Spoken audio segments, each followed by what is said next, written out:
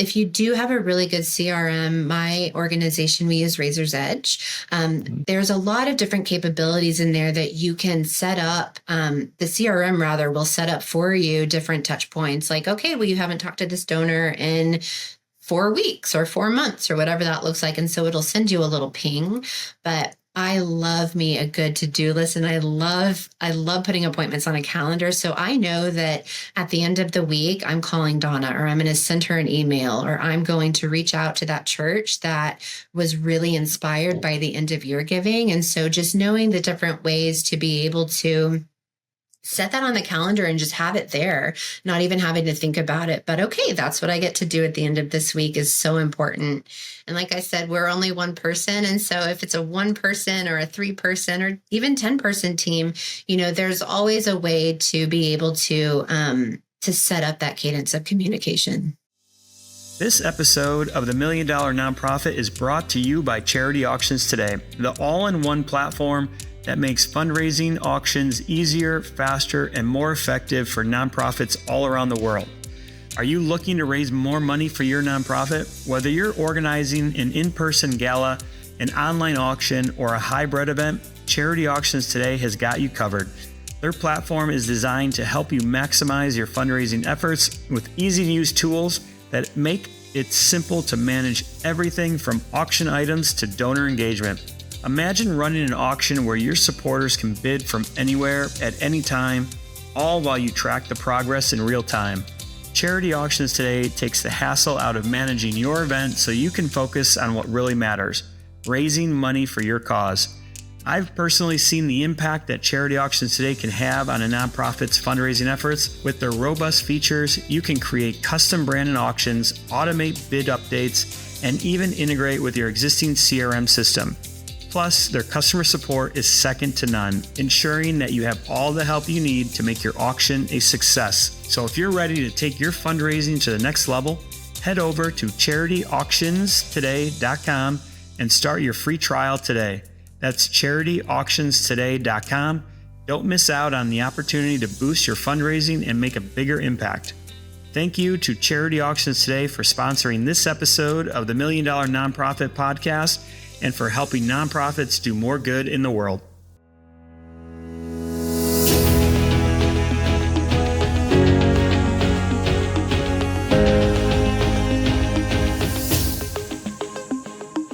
Welcome back to the $1 Million Nonprofit Podcast. Today, we're diving into the art of donor stewardship and the strategies for aligning donor goals with your mission to boost donations for your cause.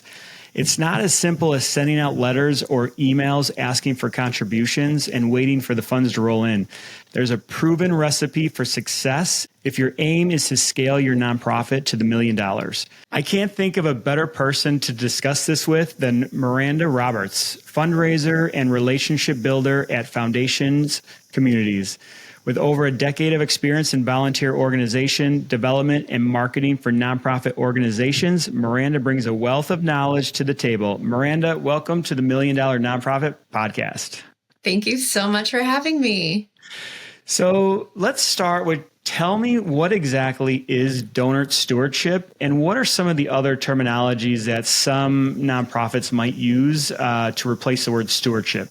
Donor stewardship is really inviting your donor, whether it's a sponsor, corporate, or individual donor, to come alongside you on the journey to furthering your mission, not just having a one-off gift, but certainly bringing them alongside you so then they are with you for the long haul to really bring in other people in their own community to support the work as well. And so that can look like donor engagement, volunteer engagement. It can look like donor management, lots of different words for stewardship, but ultimately it is the relationship with your donor that you build with them to bring them alongside the journey with you. And when you're building this relationship with them, how deep do you go? Do you go and find who their favorite sports team is, how many kids, what their names are? Like, how deep do you go into a donor and how effective is that strategy? I mean, sometimes you got to go deep, you can bond over the New York Jets. You can certainly bond over having kids, whatever that looks like. But really, donor stewardship, it starts with listening to the donor and just getting to know their story. what inspired them to give to you in the first place, right? There was something that sparked motivation within them, whether it was fear, whether it was hope, whether it was, a story that they heard, but something inspired them to give. And so it's really finding what that inspiration was and building upon that each step of the way. So then they still come alongside you for those donations coming in. What are some of the questions or some of the information when you're looking at a donor that you, Miranda, like always have to try to pull out of them? My question that I always love asking, especially a first-time donor, is what inspired you to give? Did you come through an online campaign? Was it, here in Austin, we have Amplify Austin. And so it's a 24-hour giving day where we have a lot of donors come in that it's their first time, with some very small gifts and some very big gifts, but there was something that inspired them along the way. And so figuring out what that is, building upon it, not only an online campaign, but maybe they attended an in-person event. Maybe they saw something at your site, point of entry event. Maybe they heard the story from your executive director and were inspired. And so figuring out what makes that donor tick, what makes them really want to be part of the community that you're building and forwarding the mission, is ultimately where we find those stories. And then, of course, volunteers, right? We always want our volunteers. They're giving their time, they're giving their talents. And so we want to bring in that treasure. And so many donors, they've volunteered for years, but have never given a gift. And so figuring out what makes them tick and want to give. A lot of the donors that I have here at Foundation Communities come from our tax program. And in our tax program, we've got volunteers who have come for, 10, 15 years to help people with their taxes. And they have seen the world of difference that it has made for them, for the clients that they're serving. And, they think of those clients almost as their neighbors or, the same age as their kids or, what have you. And so really figuring out where that parallel is to marry it into the mission is the sweet spot. Can you elaborate just on stewardship one more time? Like what exactly when a new nonprofit is just starting out and they hear the word stewardship?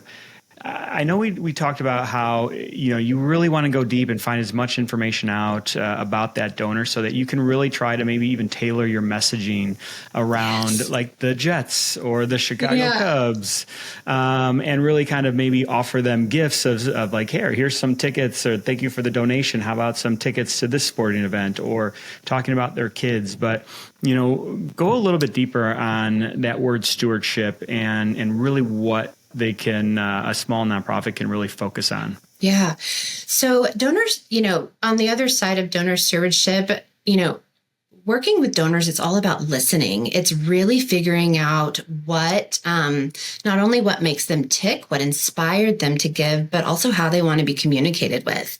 I work with donors of all generations. And so figuring out whether it's a call, whether it's a text, whether it's a handwritten letter that a donor prefers to be communicated with, I think that's one of the first steps to figure out really how a donor wants to be communicated with, and also how they give. One example that I have is I have a sweet donor. I'll call her Donna. And so Donna, Donor Donna, when I first came to Foundation Communities, I just wanted to get to know really who our donors were, get to know their inspiration and how they wanted to be communicated with, what information they wanted. And I very quickly learned that Donna is in her 80s and she doesn't check her email. She's not around her landline. She still has a landline. She's not around that a whole lot either. But she loves our mission and she wants to be communicated with. And so we've just become pen pals. I write her a letter once a quarter and just let her know of things that are happening. And then at the very end, of course, in all of those letters, invite her to connect. And I think that's one of the biggest pieces, is really figuring out how your donors want to connect with you, whether it's a phone call, again, whether it's a text, how that works. But it might seem daunting at first, especially to a smaller nonprofit who probably has a very small development team or even maybe one person, but, figuring out even 5 donors a month, how they want to be communicated with, what they want to know, and then, building upon that with the information that you want to give about your mission or the impact of things that they have. Yeah, I like that because stewardship makes me think of really going in, doing that deep dive reconnaissance of how they want to be communicated with, what are their likes and interests. Donor engagement is maybe more like, how are you, communicating with them as far as like donor outreach or like asking for donations. But almost the stewardship is really just information gathering, if you want to think of it that way. And trying to pull in, and I love what you said, like, some donors, they want to be written to, right? They want to be pen pals, and they don't have an email. They don't want phone calls. So really doing that deep dive. And I love that for small nonprofits, focusing on 5, donors a week or a month, and just doing that research on exactly who they are, how they want to be communicated with, what is their communication style. Yes. I think that's a great tip for everybody just starting out, to really just kind of get your feet wet, because that's the hardest part, is really just starting. Exactly. Right? And especially if you come into an organization, you're like, oh shoot, we got thousands of donors. Where do I even start? We've never done this before. We don't know anybody. They're just in an email list that we blast out to through MailChimp, exactly. Once a week or once a month, hoping that they donate, but nobody's taken the time to actually call them and say, hey, this is who I am. I'm Miranda. I'm Tom. Nice to meet you. This is our organization. Thanks for being a donor. Tell me about you. Yes. Donors, they want to be listened to, and they want you to ask questions, because ultimately, the deeper of a relationship that you can build with your donor, and I say deep as in like knowing how to communicate, knowing what they want to hear about, knowing who they want to hear from. And then when you're listening to those things, figuring out what's inspired them to actually give and keep giving, then you're able to feed them that information that makes them feel a part of the organization too. And so it's all about the listening game. And if you can listen and you can do what they've asked of you, then that's a lot higher chance to keep them around for a very long time. Yeah, that's so important. And I think that's probably one of the things where it does take a lot of work, and it's probably a full-time position, right? Because is that the only thing you do for foundations? It's not the only thing I do. It's not the only thing I do. Like every nonprofit, right? Exactly. But it's I will say, it's one of my favorite things that I get to do. Relationship builder is in my title, and I've got a nice portfolio of donors that I get to communicate with. And, in your first year of getting to know donors, of course, it's I like to call it almost like dating. It's like a first date, right? You're getting to know each other, likes, dislikes, what they're interested in. Ooh, I like but that. Certainly building upon that, you get to build this fun relationship and get to really to know exactly how to interact and how to inspire them to keep coming. I like that tip. Date your donors. Date your donors. Yeah, it's okay, right? They've shown interest in your organization, right? So get to know them, and really try to pull all of those questions out.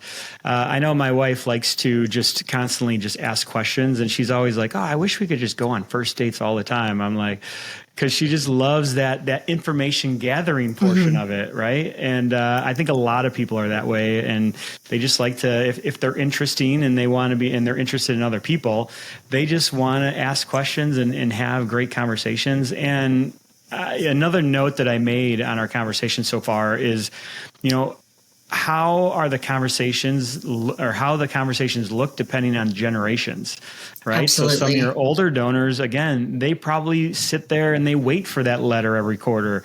Tell me about the organization. Tell me how my money has helped it grow. And then what can I do if I gave you more money? What would happen, right? Exactly. And some might just like a little text with an emoji with I don't know, maybe we should create a nonprofit, sympathy emoji, or I don't even know what it would be called, but I heart you for my nonprofit emoji. That's perfect. And, whenever I do have some donors who love a text message. And so in that manner, knowing that I can text certain donors, I'll give an example of we have foundation communities. We work in affordable housing, and not only affordable housing, but we make it beautiful, and we have on-site services for our residents. And we are opening up 2 new properties this summer. And I know that one of my donors loves the after-school programs that we have at our learning centers. And our new learning center that we're about to open is gorgeous. And so during construction, I've gone and I've taken pictures of that learning center all along the way and sent them over to her and her family to say, look where we are, look what stage we're at. I cannot wait to show you this. And so by being able to show her the progress and say that, this is in your neighborhood, like this is what you're going to get to be a part of, and this is where your investments are going. I think, showing the investment of their money as to what it's going to and how they will get to continue that impact has been really cool. And I'm so thankful that we do have donors that want text messages from me. How do you stay organized with communicating with your donors? And you said, well, we'll start with that question first. And then my second question to that is, you say you have a nice portfolio of donors. Yes. Are there multiple people in your nonprofit that do what you do and have a little portfolio of donors that they're responsible for engaging? I'll go with that question first, only because I forgot your first question. But yes, my development. This was the more important one, I think. There you go. My development team, we've got 4 of us who all manage a small portfolio of donors. They are first-time gifts that we've got in there. We've got mid-level donors, we've got major donors, but essentially there are folks who have come in that really have shown us that they are boots on the ground and interested in everything that we're doing. And so by being able to have that portfolio and really create a cadence of communication with those donors, it's such a delight. It's such a delight to know that next week I'm going to get to write a letter to donor Donna and let her know what our summer has been, or I get to call that first-time donor who let me know that they really donated because they are so inspired by our health initiatives program. And so letting them know that we're about to open up a new food pantry and we would love for them to come and be a part of it, in whatever way they can. And so by really seeing where those donors have come in within my own portfolio, then I'm able to kind of put more of a focus and a lens on how they want to be communicated with, and really opportunities for them to plug in. Again, coming back to whatever inspired them and motivated them to give that gift in the first place, we want to expand upon that and even invite their own community in to be a part of it too.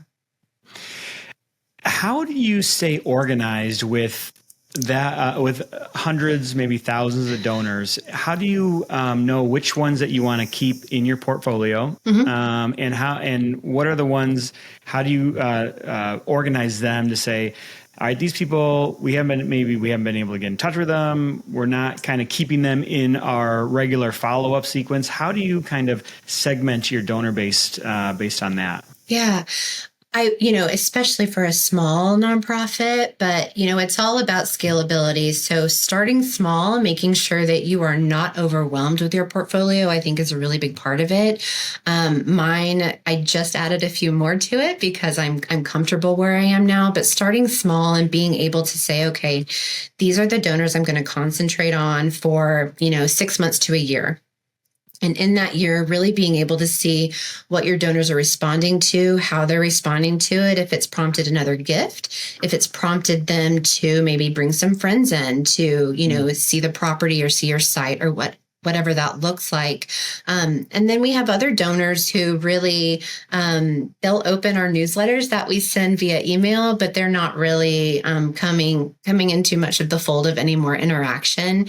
And so sometimes it is a bless and release. It's okay, we're going to take you off of this list, and you're getting our communications and you're interacting with those, but really there's not a whole lot after that with with one-on-one communication. And so we're able to take them off the list, put them on really a more general one, and then move somebody else who was on the more general list that you see, moving them up into a new spot.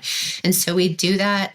We do that about every 6 months at my organization, just seeing where the cadence is of our donors, how they've been interacting. And then every year, of course, we go through the full list of our top, medium, and first times, really to see what everybody's capacity is too. We are only, you're only one person. You can only do so much. And so really being able to figure out where your own cadence is and where your donors are within that spectrum is going to be the most helpful thing. I always, when I work with small nonprofits, I always tell them that they need to think like a for-profit business, right? They need to, the strategies are pretty much the same. And it almost sounds like this job that you have here with donor stewardship is almost like the sales process. It could be like the prospecting to the salesperson that's constantly communicating, finding out what the person likes, the prospect likes, what they don't like, and tailoring a message to them to hopefully get them to stay engaged and donate year after year. Very much, yes. So with coming is like a sales, do you guys have like goals, like donation goals that you're trying to reach every month, quarter? Who sets those, and how important is having that goal for your team? Because a lot of small nonprofits think of for-profit as a dirty word, and trying to like go out and be like, oh, we need to get X number of dollars in donations this month. And like, that's your team's goal, right? Is to bring in that dollar amount for the organization. But those are the things that an organization that wants to hit that $1 million a year donation mark, they have to think that way, because that's the only way that it's going to kind of keep them on track. So instead of thinking of myself as a salesman, because I don't like that word, but not everybody thinks of it as a dirty word. But I really, we're selling hope. We're selling, this inspiration that our mission and our vision of what we're doing is going to not only help the community that's immediately around us, but have that ripple effect to essentially help people in general.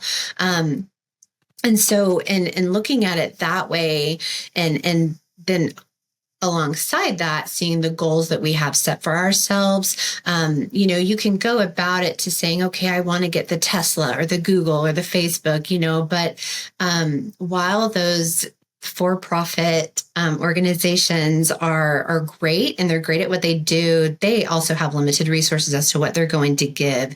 And so for my team and my organization, we really look at different companies who their own mission aligns with our goals.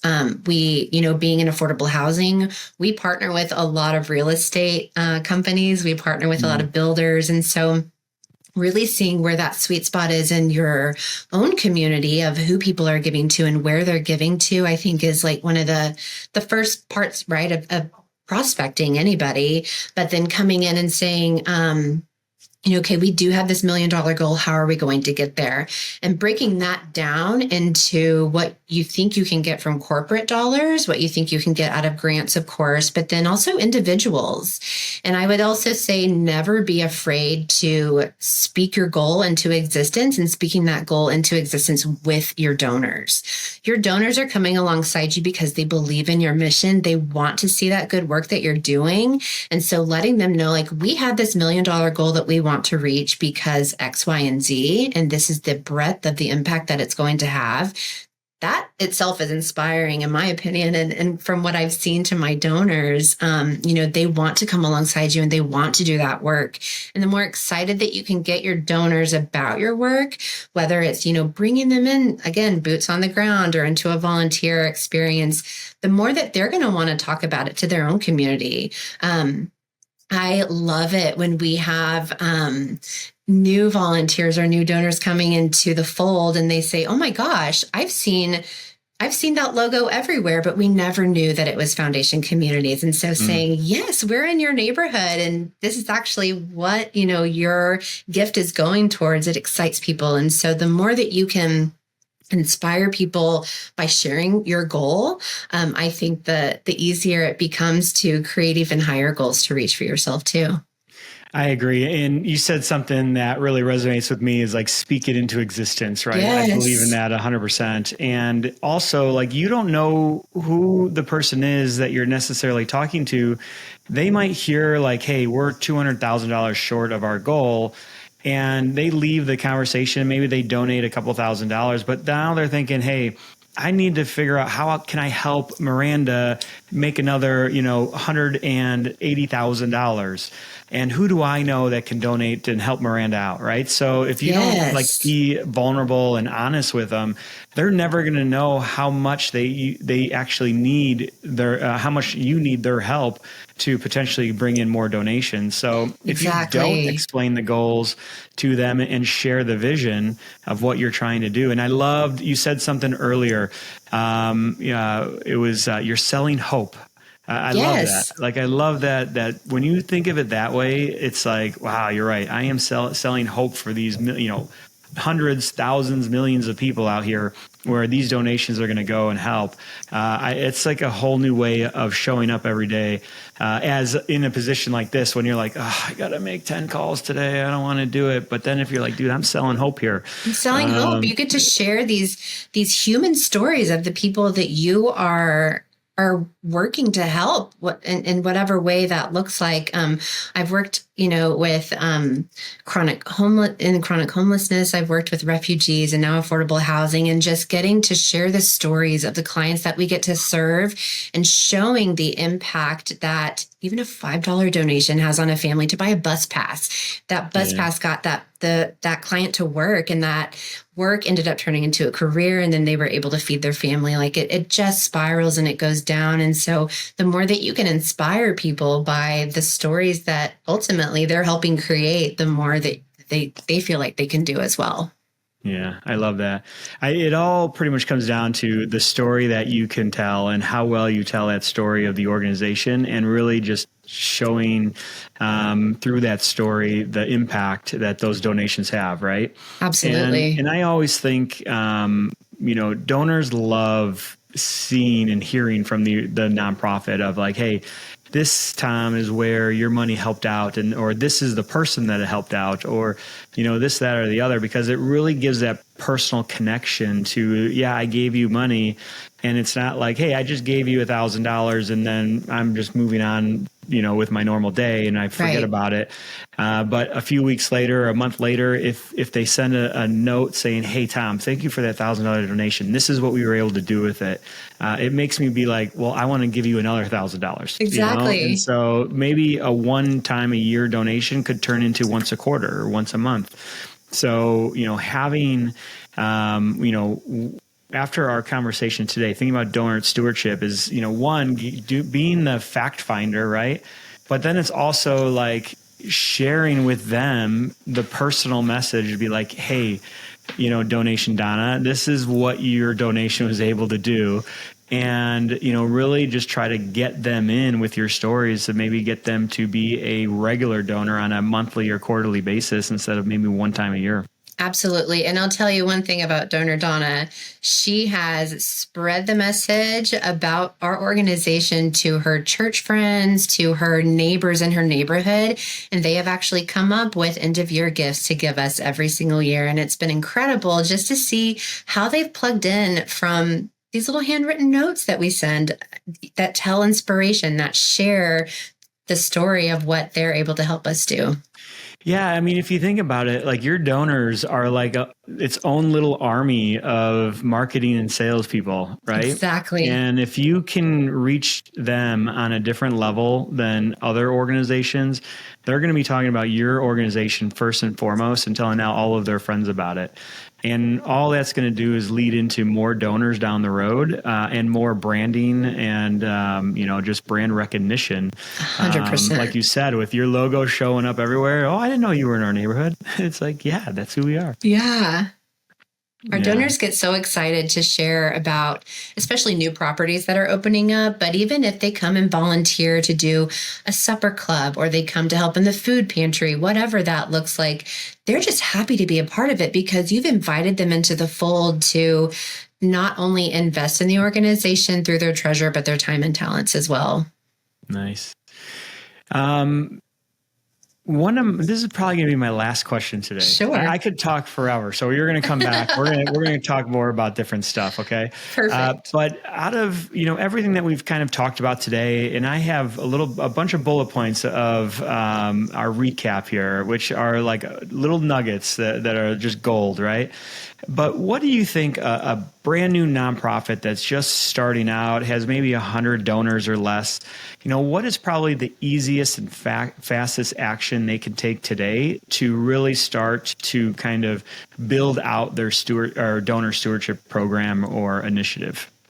So I am the biggest fan of working smarter and not harder. And so if a small nonprofit, whether they have a CRM or not, to really hold all of that donor information, setting up a cadence of communication with donors. When donors know that you're going to send them an email, give them a call, text, whatever that looks like once a quarter, so they can see not only what's been done in the quarter previously, but what they can look forward to. I think that creates so much inspiration because it's not, okay, well, we did this and good job, but here's where we're going. And this is the vision and this is our goal. And we want you to be a part of it. And so always, always inspiring people with what's next, what you want to do. Again, speaking it into existence, making sure that they know things that they can be a part of. I think that that's so important. And so if that cadence is only twice a year because that's all you've got capacity for, then that's what it looks like. But if you do have a really good CRM, my organization, we use Razor's Edge. There's a lot of different capabilities in there that you can set up. The CRM rather will set up for you different touch points like, okay, well, you haven't talked to this donor in 4 weeks or 4 months or whatever that looks like. And so it'll send you a little ping, but I love me a good to-do list and I love putting appointments on a calendar. So I know that at the end of the week, I'm calling Donna or I'm going to send her an email or I'm going to reach out to that church that was really inspired by the end of year giving. And so just knowing the different ways to be able to set that on the calendar and just have it there, not even having to think about it. But okay, that's what I get to do at the end of this week is so important. And like I said, we're only one person. And so if it's a 1 person or a 3 person or even 10 person team, there's always a way to be able to set up that cadence of communication. Well, and these different CRM systems make it very easy if you actually use the feature, right? If you use the features, yes. And so many people buy this expensive software and use like maybe 10% of what it's actually capable of. Yes. And, this is probably one of those divisions within an organization that you need to be detail oriented. You need to put in the time to set the reminders for, the end of the quarter or to reach out in a month or two and put in the notes of, Donor Donna likes postcards and handwritten notes and I don't know, Giving Carrie likes, text messages on Wednesday afternoon, inviting her to happy hour, at the Exactly. Strand, right? So like those are the little things, but you have to utilize those systems. Using and it. they're all wonderful. And there's so many out there at all different price points. So like Razor's Edge, I know is a big one, right? So Yes.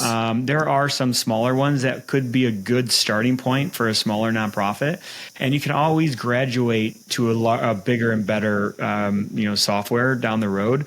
But if you're kind of struggling for funds at the beginning, there's so many options out there and it's great. But you, again, have to utilize the technology the way that it was intended for. Exactly. So that it basically works for you. Because I can imagine, and correct me if I'm wrong, but you probably show up every morning, you log in, and it probably tells you the 5 or 10 people you need to contact today or this week, right? I log in and it shows me every single person in my portfolio, where they are within communications and kind of their donor journey. And so I can say, okay, well, donor David, I haven't talked to him in a while. And so it's time that I give him a call. I know that he gives every single year at the end of the year. And so just stewarding him throughout the year, saying, hey, you've given to this program. This is what's happening right now. And we can't wait to tell you more about it, knowing that at the end of the year, that's when I'm going to get to give the thank you call. Yeah, that's awesome. And for everybody listening, that's like, wow, just seems too big, too heavy. I don't think I can do this. If you utilize the technology and you set it up in that way from the beginning, it's easy to come in and say, okay, I got to do these 5 things today, and that's it. And then tomorrow there'll be 5 or 10 new things. And then the next day, 5 things. So you're really just chipping away 5 donors at a time if you want to start that way. Even 1 donor a day is fine, right? One bite at a time. And really being able to also set time aside to do the trainings. I think that that's something that not every organization allows themselves to do, because there are so many things on the to-do list, but taking the time to learn your CRM, to learn the capabilities, and then even divvying out the different tasks that people can do within the CRM, I think is so important. Yeah, that's great. So this is the recap that I pulled away from this. I hope everybody listening pulled away a lot more. But the top 5 takeaways from this conversation: change your conversations depending on who your donor is. So basically, how conversations look depending on the generations, right? Of how old that user is. Younger donors might like donation or text messages. Older donors might want that handwritten postcard, right? And then date your donors. You got to date your donors. If you go into it thinking, hey, I'm here to date my donor and find out as much information and pull all of that information out of them that I can, so that I can update my CRM so that my future communications with them are basically very personalized. That's what your goal is when you're trying to date your donor. And I think one of the biggest things that you said at the very beginning, you said it multiple times throughout this conversation, is find the reason why they donated in the first place.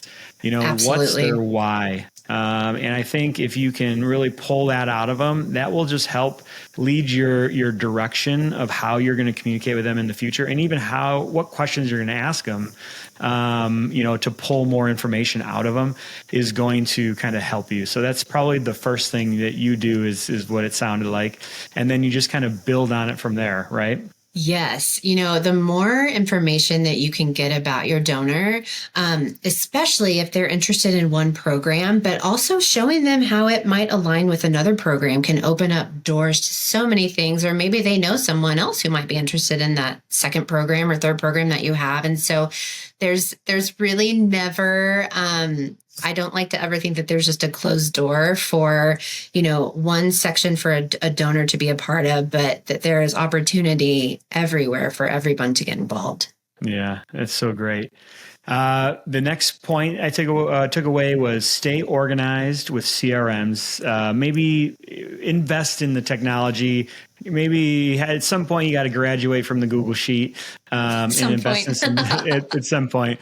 Invest in some technology so that you can show up every day, log in, and it will have ready who you're going to call, all of their profile pulled up so that you can easily basically just get in there, know about your donor, make the phone call, and then move on. Because again, like you, everybody at a nonprofit wears multiple hats, and this is probably the easiest thing for them to be like, oh, I'm too busy, I'll save that for a different day. But if you just even carve out 1 hour a day and just focus on 5 people that you're going to communicate with, it's going to go a long way. And like you said, work smarter, not harder. Work smarter. And then the last point that I took away, which I think is probably one of the best golden nuggets of the day, was remember that you're selling hope. And that's the big thing. You're selling hope. You're not a salesman. You're really there to date your donors, communicate with them regularly, and just sell the hope that your organization is providing to the community and to the people that you're helping, so that it can really get these donors to just buy into the mission and hopefully stay a long-term donor. And hopefully you can get them to donate more than once a year. Absolutely. And that's the ultimate goal, but you're always selling hope. I love that. Selling, you say selling hope, but it's really that human interaction. Nothing, you can give your donors numbers and raw data all day, but until that is turned human into a human story where there is big impact or little impact, but ultimately impact of the human spirit, that's ultimately where we all connect on the same level. Yeah, I love it. Miranda, this has been such a great conversation. Thank you so much for taking time out of your day to just share your wisdom with everybody. Where can people find out more about you, what you do? Where can we get people to direct their attention to you?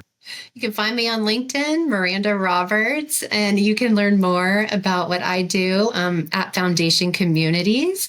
I'm also part of AFP, and so I encourage every single fundraiser to join your local AFP chapter, the Association of Fundraising Professionals. It is a vast, vast network of folks who are in marketing, fundraising, outreach, leadership, really, and the skills and the knowledge that I've learned from my peers within that network of people has just been incredible. So AFP for fundraising needs. And then if you want to learn more about affordable housing, Foundation Communities. Very nice. Thank you so much, Miranda. This has been great. Thank you so much for everything. Absolutely. Thank you, Tom.